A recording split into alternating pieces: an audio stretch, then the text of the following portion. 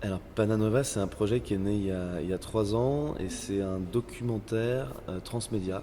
C'est un road movie entre le Panama et le Guatemala. Donc Adrien est le producteur délégué, moi je suis l'auteur et avec The Wild Room, mon association, mon producteur donc associé. La pierre angulaire, surtout, ça a été de constituer l'équipe telle qu'elle devait être pour répondre correctement à tous les impératifs sur le terrain. Il n'y avait que des bons gars dans cette équipe qui n'étaient là que pour le plaisir de la rencontre. La notion de plaisir-travail était assez proche au final. Toutes les ONG, on les avait choisies, c'est à peu près 2 ans qu'on les cherchait. L'objectif, c'était de rencontrer vraiment différentes initiatives pour la jeunesse.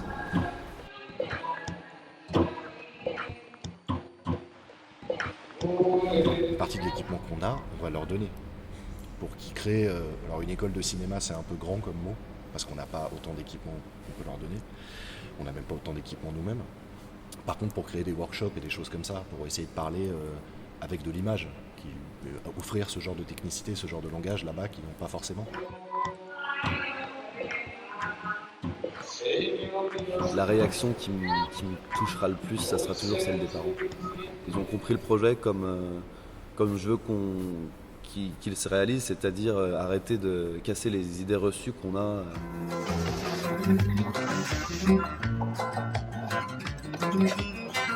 L'objectif aussi de créer une saison chaque année fait sens parce que le projet ne s'arrête pas au tournage et à la post-production. Derrière, les initiatives qu'on rencontre, si ça se passe bien avec elles, on veut continuer de les soutenir et que ce ne soit pas juste 5 Européens qui viennent profiter des endroits idylliques et du travail magnifique que font les associations et ils repartent faire leur montage. L'objectif, c'est aussi de leur donner en retour, de leur donner bien sûr des vidéos, mais aussi de nouvelles opportunités pour qu'elles puissent se développer.